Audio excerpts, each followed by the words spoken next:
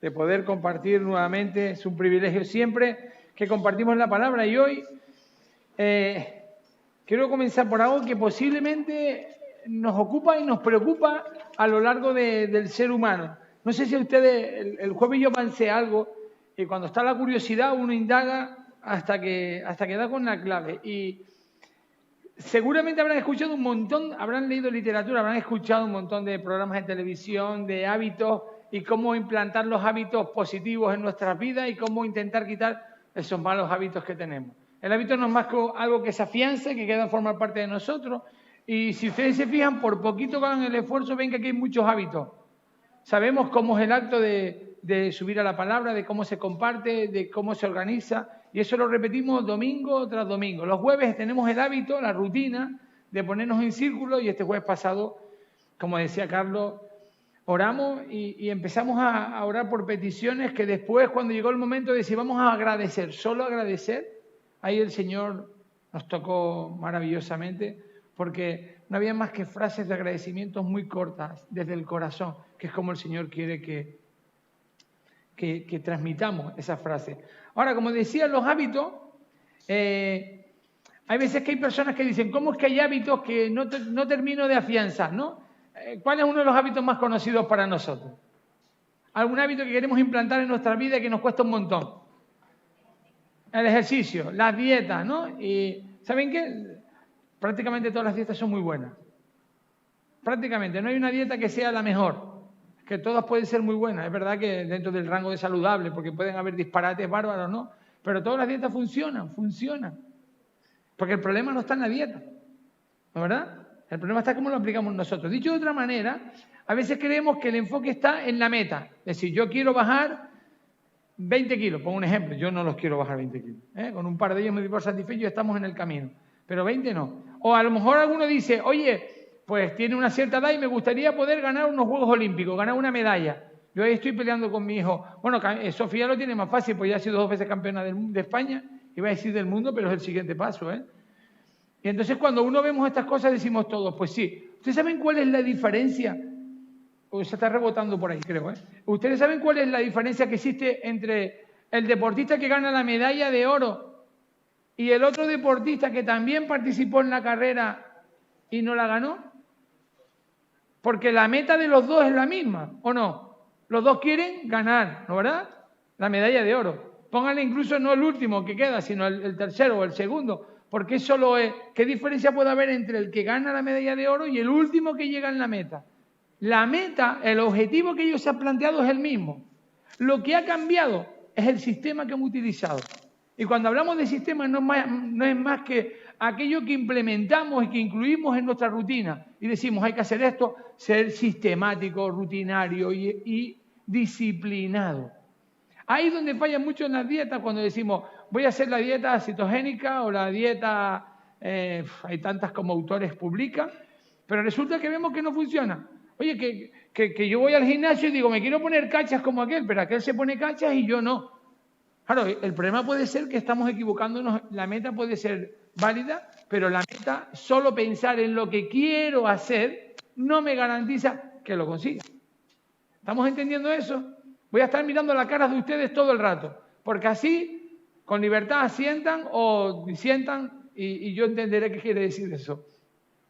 Entonces, ¿qué pasa con este tipo de cosas? Pues que hay veces que no estamos acostumbrados a establecer una norma, un sistema, a ser sistemáticos, cumplidores de las pautas que se deben dar para poder conseguir la meta. La diferencia entre quien la gana es aquel que dice, sí, yo tengo como meta bajar tanto o conseguir mejor constitución física, pero hay que aplicarlo junto con el deseo de quiero hacer, el hacerlo y el ser sistemático, rutinario. Bien, ¿por qué digo esto?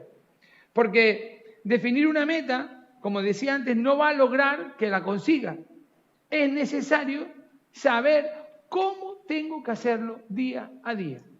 Y bueno, no estoy hablando de... Voy a hacer también la palabra, esto es una pequeña introducción, ahora entenderán por qué. El propósito de la meta, si yo me centro solo en la meta y consigo bajar los 20 kilos, si yo me centro en la meta y consigo la medalla de oro, estoy poniendo ejemplos entre esos, todos los que ustedes quieran, Si yo lo consigo, ¿qué ocurre cuando bajo los 20 kilos?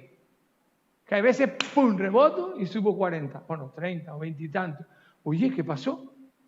¿Y qué pasa cuando consigo la medalla de oro? Que en ese momento, igual que cuando bajo los 20 kilos me quedo tan satisfecho, mi meta era bajar el colesterol. Y cuando yo bajé el colesterol, les confieso que lo primero que hice fue, cuando vi el resultado, me fui a la cafetería y me pedí 2 donuts, y lo digo como un tinerfeño, no como un canarión, 2 donuts que llevaba años sin comérmelo. Me supo, después me siento mal, porque ya me doy cuenta que me sienta mal por ese envasado, esa química que le añade. Pero me supo como dice que la gloria, permítanme la expresión, por el lugar en el que estamos. Entonces, ¿qué ocurre con eso? Que puedes rebotar. ¿Qué ocurre si consigues la medalla de oro? Que en ese momento, ¿qué va a pasar? Tu alegría es inmensa, pero al momento ya pasó. Si tú te centras en la meta y la consigues, una vez la consigas, se acabó. A ver, universitarios, preuniversitarios, que hay algunos que están discutiendo o queriendo saber qué es lo que quieren hacer dentro de un tiempo. O estudiantes. Oye, voy a conseguir bachillerato, secundaria, lo termino, mis estudios los termino. Bien, y cuando lo termines, ¿qué pasa? ¿Que vas a decir, qué bien? Algunos dirían, ¿y al paro? No necesariamente. Yo no pasé por ese trance, menos mal, gracias a Dios. Pero puedes conseguir la meta, el objetivo de terminar unos estudios y después, ¿qué pasa?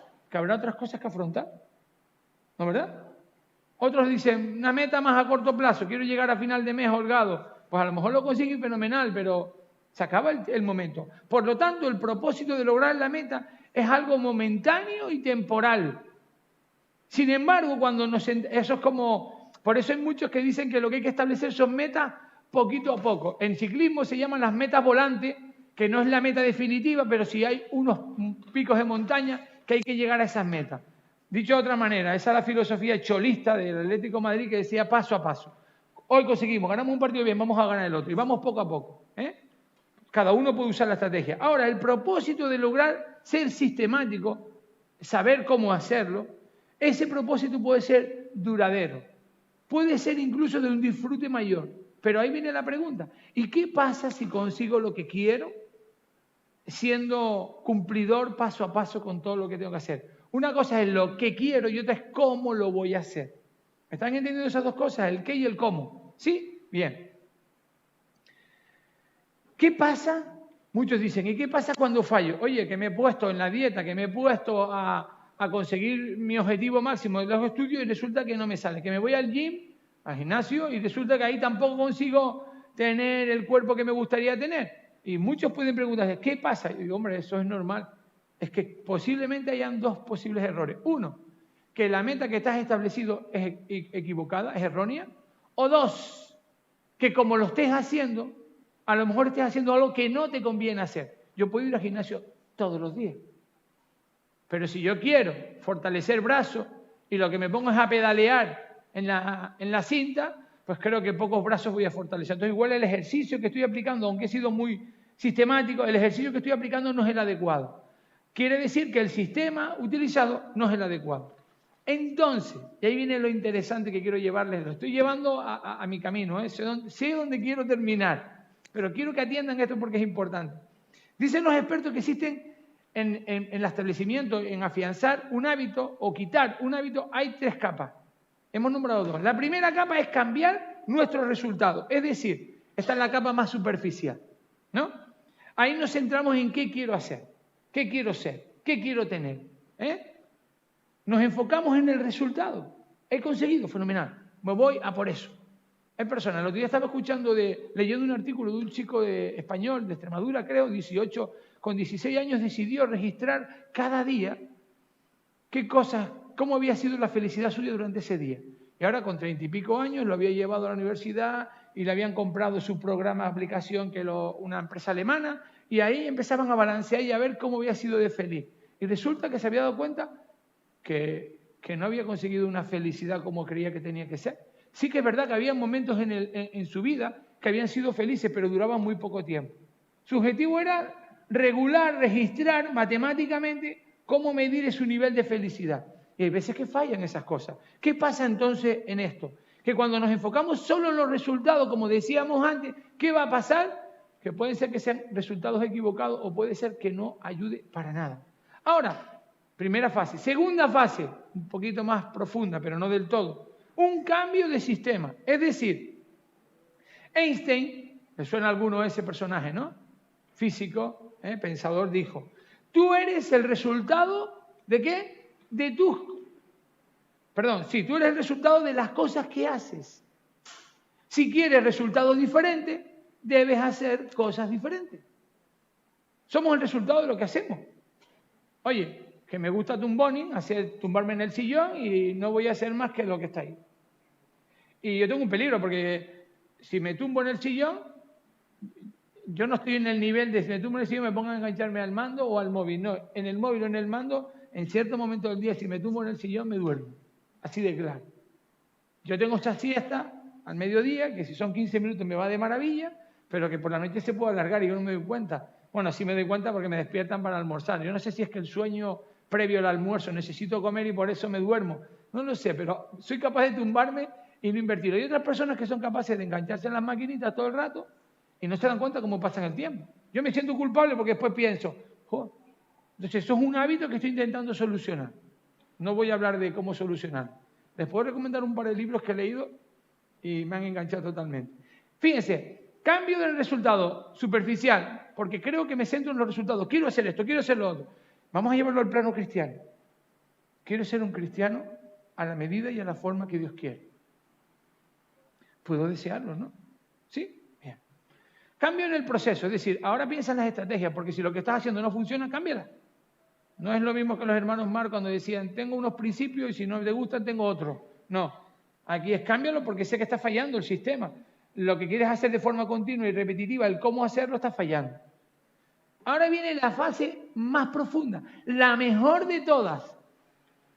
Redoble. La mejor de todas tiene que ver con el cambio de identidad. Por eso el título, que no lo han puesto todavía porque tampoco he dicho que lo pongan, lleva un indicador importante, no pasa nada. No es la meta lo principal, no son los sistemas o la forma sistemática que tenga o rutina. Nuestra forma de ver el mundo es lo que tiene que ver con la identidad, de cómo me veo yo y cómo veo el mundo, de cómo me veo siendo un cristiano. A veces uno dice, oye, que yo he bajado 30 kilos, pero me sigo sintiendo, me veo una persona gruesa. Yo recuerdo una compañera que hace tiempo en Economía que me acompañaba a la parada de guagua y coincidíamos en el tramo y ella me dice, oye, aguántame un momentito el DNI. Yo cuando vi el DNI dije, te equivocaste, este no es el tuyo. Dice, ¿cómo que no es el mío? Dice, sí, esa soy yo. Yo la vi a ella, de vez en cuando nos hemos cruzado, delgadita, la carita finita, los ojos azules, muy bonito, ese azul maravilloso que tiene. Tengo una sobrina con ese color de tono maravilloso. Y ella bajita y en la foto la veía redonda. Los ojos no sé si se los llegaba a ver porque los ojos casi que se percibían muy poquito. Como puede ser tú esta. Y sin embargo esa chica que yo la veía súper delgada, seguía pensando y sintiéndose gruesa. Hay veces que nosotros nos creemos, y ahí creo que lo van a entender mejor para no sentirnos mal con el peso, porque parece que nos castigamos con eso. Nos sentimos mal cuando pecamos y decimos que soy pecador. ¿Saben por qué? ¿Por qué te sientes mal cuando pecas? Porque no te sientes un hijo de Dios. Puedes creerlo, pero no sentirlo. Y hay que sentirlo y creerlo. Sí, me equivoco, pero yo sé que el Señor me perdona y le pido perdón. Pero no estoy viviendo, es que sí, esto lo he hecho mal, soy torpe, no sirvo para nada. ¿Cuántas veces nos machacamos con expresiones como esa? Es Satanás que está recordándonos nuestros puntos débiles. Y nosotros nos hacemos eco de eso. Porque nuestro cambio de identidad aún no ha madurado. Y es cuando digo, wow, que es ahora cuando entiendo que es ser cristiano y quiero serlo. Y me veo como un cristiano con imperfecciones. Porque creo que cristianos son todos imperfectos. ¿Sí? Vale, pues entonces quiero ser como Cristo. Y a Él es al que miro. Eso es un cambio de identidad. Y dicen los profesionales, los expertos, los que saben de la materia bastante, que es necesario un cambio de identidad para que nuestros hábitos se desarrollen plenamente. Por ello, cuando nos planteamos las metas y fallan, es porque o no estamos definiendo bien los pasos a seguir o las metas y los sistemas van en contra de nuestra identidad. Y ahora dirán ustedes, vale, con lo que nos has dicho, que puede ser que lo entienda, pero que igual de un par de veces más, enfocando de una forma distinta, igual me hago con la idea, ¿para qué me sirve? Y yo ahí pensé, solo cambiaré un hábito que necesito cambiar si eso implica un cambio de identidad. Y en ese momento dije, Señor, sí, yo eso lo tengo claro, porque yo estaba leyéndome el libro y estaba diciendo sí. Inmediatamente, como cristiano, me venía a la mente un montón de personajes. Pedro, ¿se acuerdan de Pedro?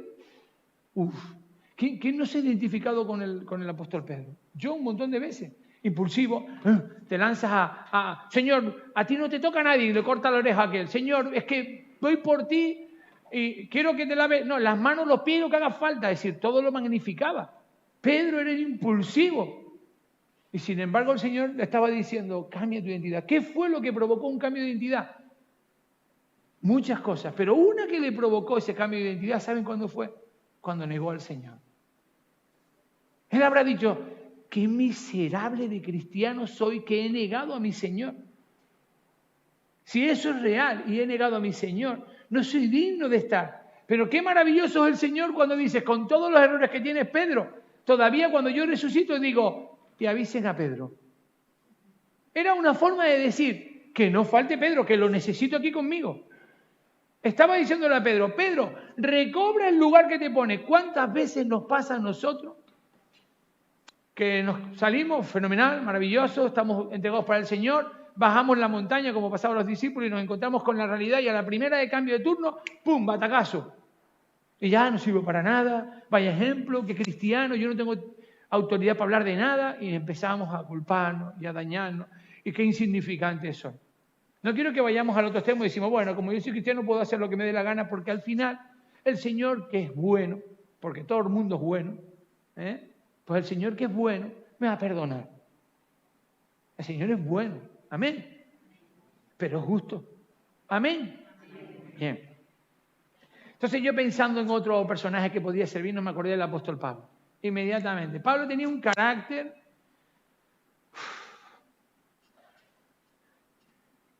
Pablo me recuerda en ocasiones mi experiencia cuando fui por primera vez representante de Canarias a nivel nacional y empezaban a funcionar los emails. Algunos igual no recuerdan, pero los hotmail era lo típico, ¿no? Esos email no existió nunca, eso fue después.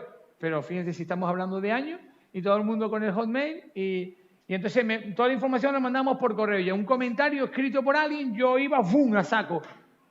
Y me daba cuenta que estaba usando por escrito y lo escrito está y puede sonar muy duro. Por eso yo hoy intento recomendar siempre y aconsejar que nunca escriban cuando te relacionas con una persona, nunca lo hagas por WhatsApp, por mucho emoticono que exista. O antes de los emoticonos, por los puntos y comas que solo los entendían su familia, porque yo nunca entendí el sistema ese. No me dio tiempo. Y cuando te ponen el puntito y la coma, que me estás picando el ojo, te estás sonriendo porque no lo pones derecho. No, es que se permite así para las comas. Olvídate. Ponen los emoticonos, ¿por qué? Porque necesitábamos expresar con sentimiento lo que estábamos diciendo. Y entonces es una forma de intentar suplir lo que no puedo decir cara a cara. Y hay veces que yo el primero, que cuando me ponen algo yo respondo con emoticono. Y a veces tienes que interpretar, fuerza, oración, beso, que te vaya... que quiso decir que me vaya bien, que va a estar ayudándome en oración. ¡Wow! ¿Todo eso en 4 emoticonos? Bueno, y en 2 si quieres. Suplimos lo emocional con palabras o con imágenes. ¿Y saben cómo tenemos que suplirlo? Con presencia. Yo no le puedo decir a un hermano, sí, no puedo encontrarme, estoy llorando por ti. Pero a veces una manita así no me significa nada. Y la presencia me significa todo. Ahí es donde tenemos que tener en cuenta. Y eso fue lo que pasó con el apóstol Pablo. Miren el apóstol Pablo, vamos al pasaje que tenemos. Ahora sí, creo que era importante introducirlo de esta manera. En el 1:20, perdón, del 1 al 20, ese capítulo, hasta el versículo 20, nos habla qué fue lo que pasa con el apóstol Pablo. El apóstol Pablo iba con la escopeta cargada. Bueno, iba con la espada bien perfilada, porque escopetas en aquel momento no tenían, pero usted entiende la expresión. ¿Se imaginan ustedes cómo iría el apóstol Pablo? Porque miren la expresión. Saulo, entonces se llamaba Saulo, hasta que el Señor lo cambió, ¿no verdad? Respirando a una amenaza, imagínense, Esa expresión es súper gráfica. Es que tendría que estar el enfado, en las ganas de coger a estos cristianos y acabar con ellos. ¿En qué actitud iba el apóstol Pablo? Permítame la expresión, los que somos de Canarias van a entenderla. Encochinado. Pueden haber otras, pero no los voy a decir. Bueno, ya la han entendido, ¿no? Pablo tenía una meta, era acabar con los cristianos. Fíjense, Saulo, respirando amenaza y muerte contra los discípulos del Señor, vino al sumo sacerdote y le pidió, autorízame por ahí escrito. Venga, que quede un escrito donde diga que puedo ir a todas las sinagogas y coger ahí a estos que hablan de que son del Señor, que son los del camino, lo llama así, a fin de que saliesen algunos hombres o mujeres de este camino, del que hablaba, yo soy el camino, pues el camino, y los trajese presos a Jerusalén. Es decir, yo solo me valgo. ¿Cuántas veces nos ha pasado a nosotros que nos creemos valedores de hacer las cosas?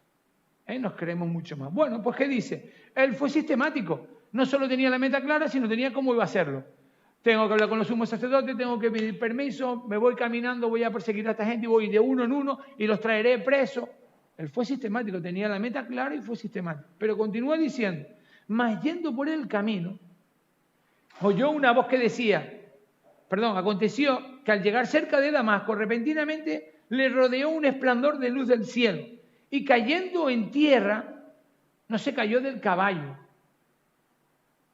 cayendo en tierra, algunas imágenes que se ven con el caballo, pues posiblemente no iba en caballo, se los digo ya. Cayendo en tierra, oyó una voz que le decía, Saulo, Saulo, ¿por qué me persigues? Y él dijo, ¿quién eres, Señor? Y le dijo, yo soy Jesús, a quien tú persigues. Dura cosa te es dar coces contra el aguijón. ¿Tenía la meta clara? Sí. ¿Tenía el sistema claro? Sí. Y resulta que ve una visión, tiene una visión, se presenta al Señor y su meta se cae con él. Y en ese momento que cae al suelo se da cuenta, dice en el versículo siguiente, él, Saulo, temblando y temeroso dijo, Señor, ¿qué quieres que yo haga? Esa es una forma de afianzar con claridad rotunda que su meta que tenía, que la forma sistemática que quería cumplirla porque era una persona preparada, muy bien preparada, daba igual.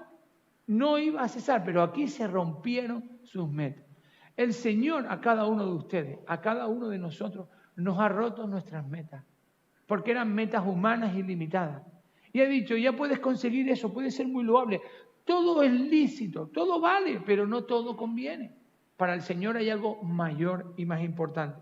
Dios captó la atención de Saulo. Saulo era tan ofuscado en lo que pensaba. Eso es como los perritos cuando le ponen por la herida la corona esa, ¿no? Que les impide ver por un lado, o los caballos cuando le ciegan la visión, le limitan la visión para saber a dónde tienen que ir y no irse de un lado ni del otro. Pablo era así, era tan insistente que yo dije, a este hay que hacerlo de una manera llamativa, que se dé cuenta que soy yo. Hombre, y tanto con lo que pasó, ¿no? Fíjense que dice que Dios capta la atención. En ocasiones el Señor permite que pasemos por adversidades, por circunstancias en la vida. Y escuchen lo que les voy a decir. No porque yo sea más listo que nadie, sino porque así lo he entendido del Señor.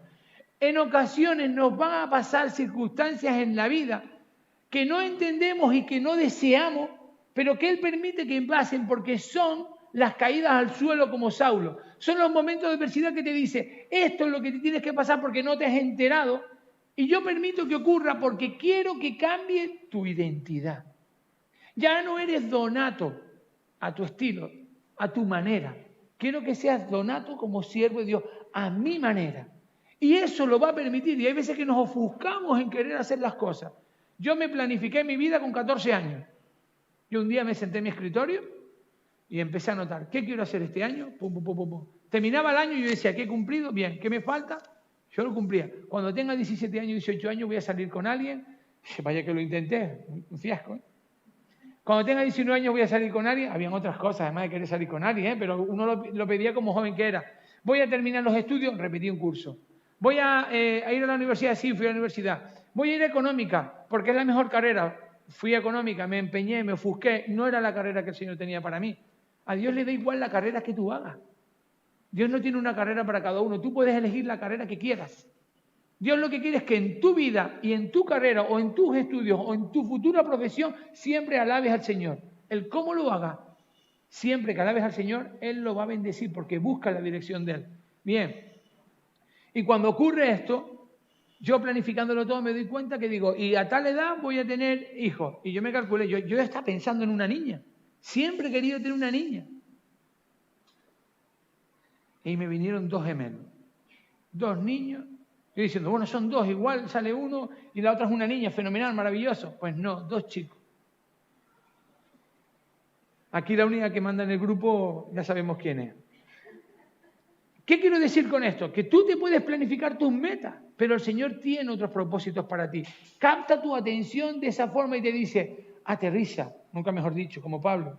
Ahora que te he llamado tu atención, quiero un cambio en tu vida. Y es lo que nos está diciendo esta mañana. ¿Estás empeñado en llevar las cosas como tú quieres? No, ponlas en manos del Señor, porque si no, no estás entendiendo el mensaje que Él te quiere dar. Y va a ocurrir que va a permitir una adversidad en tu vida. Y yo, que soy un poco miedica, digo, pues voy a poner mucha atención porque así evito tener que pasar por una adversidad que no me guste. Porque la he provocado yo, porque la derivo a ese punto yo, o porque otros me pueden influenciar. Pero el Señor me dice en su palabra, este momento de tu vida tienes que cambiarla. Y ahí es donde cambia. Y entra en la etapa maravillosa donde el apóstol Pablo, fariseo de fariseos, legalistas como muy poco, que se creía que su cultura era la adecuada y por lo tanto él cumplía como buen fariseo persiguiendo a los cristianos, no hacía nada en contra de lo que creía, sus creencias eran correctas tal cual creía hacía, pero el Señor le hizo hacerle un cambio de identidad, una seña de identidad, algo que lo identificara de otra manera.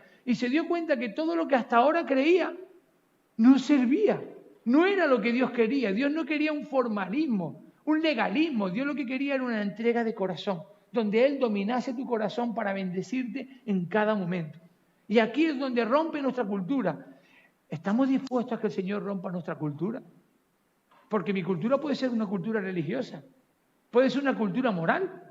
Oye, yo hago estas cosas, soy buena persona, no mato a nadie, hago las cosas correctas. Oye, que mi cultura puede ser, estoy hablando de cultura como la forma de vivir. Mi statu quo, mi forma de moverme en el mundo, puede ser cosas que no agraden a Dios. Y Dios te dice en esta mañana, necesitas cambiar tu identidad. Si quieres conseguir grandes cosas en mí, tienes que cambiar tu identidad. Si solo quieres el deseo, son metas. Si quieres tomar pasos adecuados y siguiendo una cultura, esos son sistemas. Pero yo no te pido eso, yo te pido que cambie tu identidad. Es decir, que te ponga en una creencia auténtica, que es eterna. Y por lo tanto que te posicione y diga, yo quiero ser de Cristo, yo me veo en la vida eterna, yo no sé ustedes. Yo me estoy viendo, yo sí me veo muchas veces en la presencia del Señor. Y siempre lo he dicho aquí. Algunos lo recordarán. Yo sé que cuando el Señor me llame a su presencia, vamos a poner un poquito de cine, a lo mejor se abren las puertas de los cielos, que van a ser mucho más maravillosas que en las películas que hemos visto, y no va a haber mucha gente. Solo se va a presentar ante mí el Señor. Y yo sé que Él me va a coger de la mano. Posiblemente yo me pegaré como un niño chico, como una lapa, plaga, y de aquí no suelto. Tranquilo, pero estaré conversando con Él. Y cuando yo termine de conversar con Él, me dice, bueno, pues vamos a seguir conmigo, pero ahora junto con todos los tuyos. La atención del Señor es personal. Yo sé que cuando el Señor me llama a su presencia, y eso lo sueño un montón de veces y lo pienso, pero también vivo aquí. Yo me siento ya de Él, soy de Él. Por eso cuando los cristianos nos preguntan, ¿tienes la vida eterna? Sí, esa seguridad que la damos porque hemos tenido un cambio de identidad. Si no, estaríamos diciendo, pues espérate a ver, porque igual hay cosas que me faltan por hacer. ¿Qué? Pues igual no he conseguido el resultado que esperaba. ¿Qué? Igual no son los pasos que tengo que dar. ¿Qué me estás contando? El Señor te está diciendo que Él lo pone todo. Si no, escuchen la escuela dominical de esta mañana. Todo lo pone Él. Nos promete la vida eterna. Nos promete la salvación, que estaremos en su presencia. Que le veremos cara a cara. ¿Qué es lo correcto? ¿Qué es lo adecuado? ¿Qué es lo beneficioso para mi vida? ¿Qué es lo que me produce bendición? Ser de Cristo. Eso es un cambio de identidad. Y termino diciéndole que el apóstol Pablo en el pasaje termina diciendo, temblando y temoroso dijo, Señor, Señor, ¿qué quieres que yo haga? Y el Señor le dijo, levántate y entra en la ciudad y se te dirá lo que debes de hacer. Hay un cambio de actitud. Ahora esta es tu identidad. Cámbiate, levántate, acciona, muévete. Está diciendo que seguir al Señor y cambiar nuestra seña de identidad implica tres cosas. Una, obediencia. El Señor manda, yo obedezco. No cuestiono, obedezco. Porque Él es el Señor de todo, de mí y de todo. Segundo, humillación. ¡Wow! Cuando hay alguien que me manda, a mí me cuesta obedecer. No es que sea mal, yo soy muy obediente, me gusta obedecer a mi jefe y a todo el mundo. Pero a mí me costaba eso muchísimo. Tener que obedecer al Señor, tener que obedecer a alguien. Y tercero, obediencia, humillación, arrepentimiento. Y el arrepentimiento es un cambio de mentalidad. He dejado de creer y pensar como antes y ahora pienso y creo en Dios. Tener la mente de Cristo. Maravilloso. Tener la mente de Cristo. Pensar como Él piensa. Saber cómo actuar en función de lo que Él sabe. Eso solo se consigue teniendo relación con Cristo. Mi mujer y yo nos miramos y nos cruzamos la mirada y sabemos lo que pensamos sin decirnos palabras. A ver, las parejas son así, ¿no? Los matrimonios son así. De joven, cuando éramos novios, nos llamamos por teléfono porque no había móvil y sin vernos por el tono de voz sabíamos que pasaba algo, que estábamos enfadados o molestos.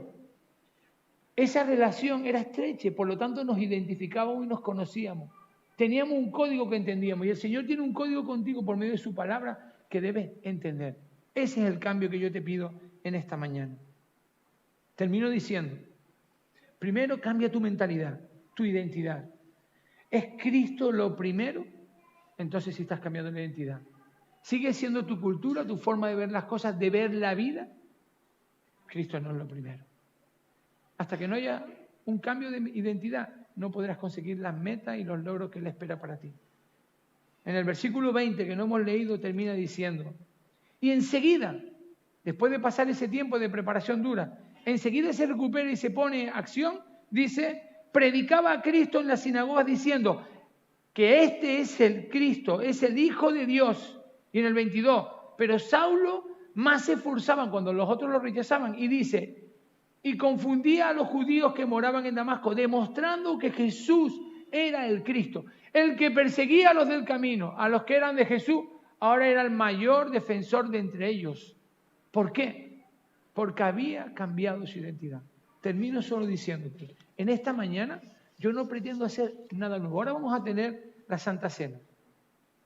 Pero sí quiero que piense que el cambio de identidad que te pide Dios es un cambio a la identidad cristiana. ¿Cuáles son las señas, los indicadores de que somos cristianos? Lo dijimos ya hace varios domingos. Cuando Cristo y solo Cristo es el que ocupa tu lugar. Tu máxima preocupación es hacer las cosas conforme a su voluntad. Si tú buscas eso, estás cambiando tu identidad. Y todos los objetivos que vengan, los cumplirás. Hay uno que vas a cumplir. Tienes la vida eterna. Ahora tienes que decidirlo. Yo en esta mañana no voy a hacer llamado, pero sí quiero que lo reflexionemos, que pensemos en esta semana lo que va a significar. Porque Él hizo cambiar mi identidad gracias a su sacrificio en la cruz, a su muerte en la cruz y a su resurrección. Tenemos un pasaje en 1 Corintios, capítulo 11, que nos dice y nos describe cómo tiene que ser nuestra actitud para venir al Señor. Pero también el Señor en Mateo explica en el capítulo 26 cómo tenía que ser la actitud del cristiano y cómo se presentaba. Yo quiero que por un momento pensemos. Vamos a tener ahora la Santa Cena y yo invito a Sol y a Lidia y a Carlos que nos ayuden. Y quiero que piensen en algo que vamos a compartir. Vamos a tener ahora, antes de dar paso a la Santa Cena, un especial. Nuestro hermano Alberto compuso un poema y quiero que se fijen en lo que dice el poema. Va a ser una previo al tiempo que vamos a tener en Santa Cena. Así que yo invito que Alberto pase adelante y nos comparta primero este poema. La guitarra española se lo agradezco.